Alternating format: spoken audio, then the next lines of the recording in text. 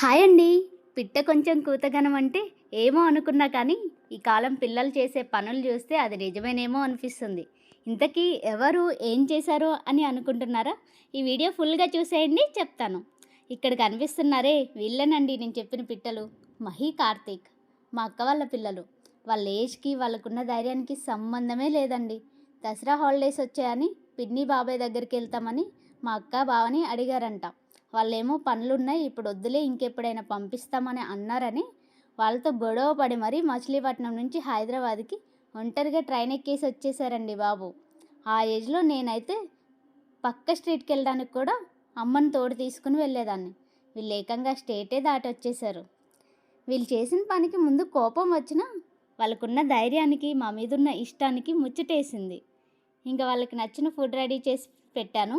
పిల్లలు వస్తే ఎంటర్టైన్మెంట్ కోసం వాళ్ళ బాబాయ్ కొన్ని గేమ్స్ తీసుకున్నారు. ఇంకా అవన్నీ వాళ్ళకి ఇచ్చాము, ఆడుకుంటున్నారు. మా హస్బెండ్ చూసారా ఎంత బిజీగా వర్క్ చేసుకుంటున్నారు.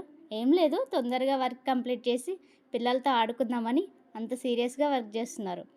కానీ ఏం చేస్తాం చెప్పండి, ఇంట్లో వీళ్ళందరూ ఎంజాయ్ చేస్తుంటే నేను మాత్రం ఆఫీస్కి వెళ్ళాల్సి వస్తుంది.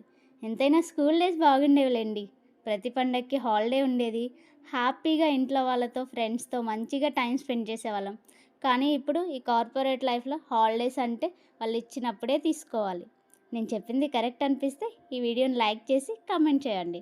అలాగే ఫెస్టివల్స్ని ఫ్యామిలీతో కాకుండా ఆఫీస్ కొలీగ్స్తో, ల్యాప్టాప్స్తో అండ్ టార్గెట్స్తో పంచుకునే వాళ్ళకి షేర్ చేయండి.